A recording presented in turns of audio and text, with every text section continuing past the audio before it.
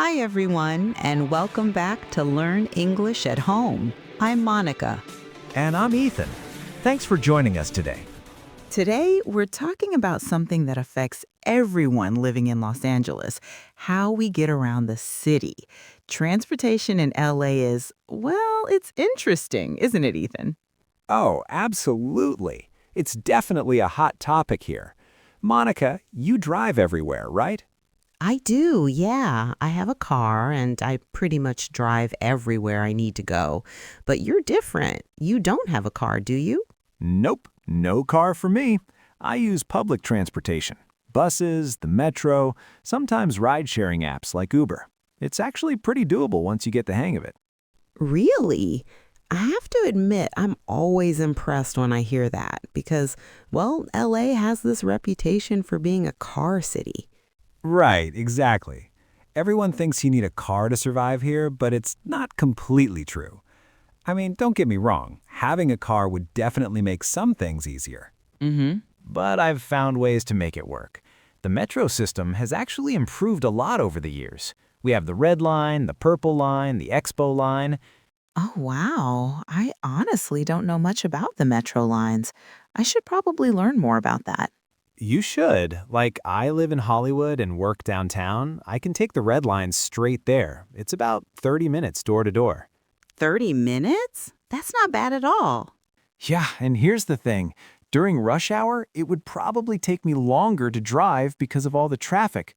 Plus, I don't have to worry about finding parking downtown, which is expensive and can be a real headache. Oh, parking. Yes, that's definitely a pain point for drivers. I spend so much time just circling around looking for parking spaces, especially in popular areas like Santa Monica or West Hollywood. Exactly. And it adds up financially too, right? Gas, insurance, parking fees. Oh, don't even get me started on gas prices. They're crazy right now. But I have to say, having a car gives me so much freedom and flexibility. Like, if I want to go to the beach on a Sunday morning, I can just hop in my car and go. True, that is nice. Spontaneous trips are definitely easier with a car. Right. Or if I need to buy groceries, I can get everything I need and load it all in my car. How do you handle grocery shopping without a car? Good question. I actually walk to a small market near my apartment for everyday stuff. For bigger shopping trips, I either use a grocery delivery service or I'll take an Uber to a larger store. Ah, delivery services. That makes sense. Yeah, and honestly, I kind of like walking to the store. It gives me some exercise and I get to know my neighborhood better. I notice things I would never see if I was just driving by. That's actually a really good point. When I'm driving, I'm usually focused on the road and traffic. I probably miss a lot of details about the neighborhoods I'm passing through. Exactly. Plus, I can read or listen to music or podcasts when I'm on the metro. It's actually pretty relaxing sometimes. Oh, I never thought about that. When I'm driving, I have to pay attention to traffic the whole time. I can listen to music or podcasts too, but I can't really relax or do other things. Right. Though I have to be honest, public transport isn't perfect. Sometimes the buses run late, and some areas of the city are still really hard to reach without a car. Yeah, I was going to ask about that. What about when you want to visit friends who live in places like the Valley or Orange County? Those are tough. For longer distances or places that aren't well connected by public transport, I usually use ride sharing, or sometimes I'll rent a car for the day. But yeah, those trips are definitely more complicated for me. Mm-hmm. That's when having a car really comes in handy. Absolutely. But here's something interesting. I've actually become more selective about where I go and how often I travel long distances. And you know what? I think that's made me more intentional about my social life and activities. That's an interesting way to look at it. So you're saying that not having a car has actually changed how you think about your daily life. Yeah, definitely. I've gotten more involved in my local community because I spend more time in my neighborhood, and I've become friends with people who live nearby or along my usual transit routes. Wow, that's actually really cool. I drive all over the city for work and social stuff, but maybe I'm missing out on connecting with my immediate neighborhood. Maybe, but hey, your car gives you access to the whole city. You can explore places I've never been to because they're just too hard to reach by public transport. That's true. I love being able to drive up to Malibu or down to Laguna Beach on weekends. Those kinds of trips would be really difficult without a car. Exactly. So I think both ways have their advantages. It really depends on your lifestyle, where you live, where you work, and what your priorities are. Definitely. And I think for our listeners who are learning English, this is actually a great topic because transportation is something you have to deal with no matter where you live. Oh, that's a good point. Whether you're in Los Angeles, New York, or any other American city, you'll need to figure out how to get around. And the vocabulary we've used today, things like rush hour, ride sharing, metro lines, these are terms you'll hear everywhere. Right, and phrases like door to door, hop in the car, or get the hang of it, these are really natural expressions that native speakers use all the time when talking about transportation. Exactly. Well, I think that wraps up our discussion about getting around LA. What do you think, Monica?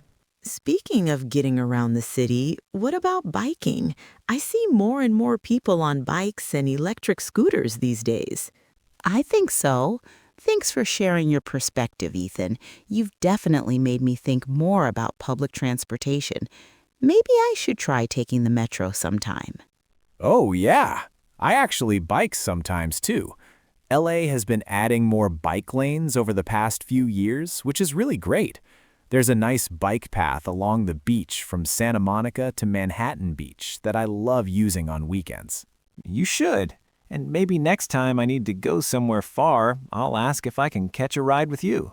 That sounds amazing. I should try that. And those electric scooters, Bird and Lime, they're everywhere now. Do you ever use those? Deal. All right, everyone. That's all for today's episode of Learn English at Home. Thanks so much for listening, and we'll see you next time. Occasionally, yeah. They're really convenient for short trips, like going a few blocks to meet friends or getting from a metro station to your final destination. Though I have to say, riding them in traffic can be a bit nerve-wracking. See you next time. Keep practicing your English, and remember, every conversation is a chance to learn something new. Oh, that's true. Safety is definitely important. Speaking of technology, there are so many transportation apps now. I use Waze for driving to avoid traffic. And you mentioned ride-sharing apps earlier. What other apps do you use?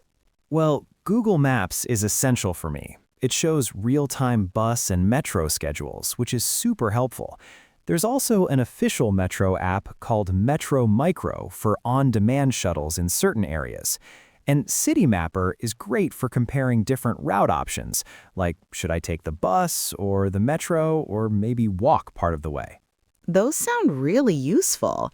You know, I've been thinking more about the environmental impact of driving everywhere. LA has such bad air quality sometimes, and I know my car contributes to that. Do you think that was part of your decision to use public transportation? Honestly, that wasn't my main reason initially. I just couldn't afford a car when I first moved here. But now that you mention it, I do feel good about having a smaller carbon footprint. And when I take the bus or metro, I'm helping reduce the number of cars on the road, even if it's just by one vehicle. That's a great point. And you know what's interesting? When I travel to other cities like New York or San Francisco, I actually prefer using public transportation there. But somehow, LA feels different to me. Do you think it's just because I'm used to driving here? I think partly, yeah. But also, cities like New York were built around public transportation, while LA was really designed for cars. The infrastructure is different. New York's subway can get you almost anywhere quickly. But here in LA, we're still building and expanding our rail system, though it's getting better every year. That's true. And didn't they just open some new metro lines recently? I remember hearing about extensions to Santa Monica and other areas. Yes, the Expo line, now called the E line, connects downtown to Santa Monica, and they're working on extending other lines too. Plus, with the 2028 Olympics coming to LA, there's a big push to improve public transportation. They want to encourage people to use transit instead of driving to Olympic events. Oh, wow, the Olympics. I hadn't thought about that. That would be a huge test for LA's public transportation system. Imagine all those visitors trying to get to different venues across the city. Exactly. It could really change how people think about getting around LA. You know, Monica, after talking about all this, are you thinking about maybe trying public transportation more, or are you pretty happy with driving? You know what? This conversation has definitely opened my eyes. I think I'd like to try taking the metro at least once, maybe on a day when I'm not in a rush. And for shorter trips around my neighborhood, I could probably walk or bike more instead of automatically getting in the car. That sounds like a great plan. And speaking of learning, let's quickly review some of the transportation vocabulary we've covered today. We talked about rush hour, ride sharing, carbon footprint, and infrastructure. These are all really useful words for discussing transportation in English. Right. And some really natural phrases too, like door to door, get the hang of it, hop in the car, and catch a ride. These are expressions that native speakers use every day, so they're great for sounding more natural in English. And for our listeners who might be new to any American city, my advice is to research your transportation options before you need them. Download the apps, look at maps, maybe take a practice trip on a weekend when you're not stressed about being somewhere on time. That's excellent advice. And don't be afraid to ask for help. Most people are happy to give directions or share transportation tips, especially if you mention you're still learning your way around the city. Bye. Thank you for tuning in. We will be back next week with another episode.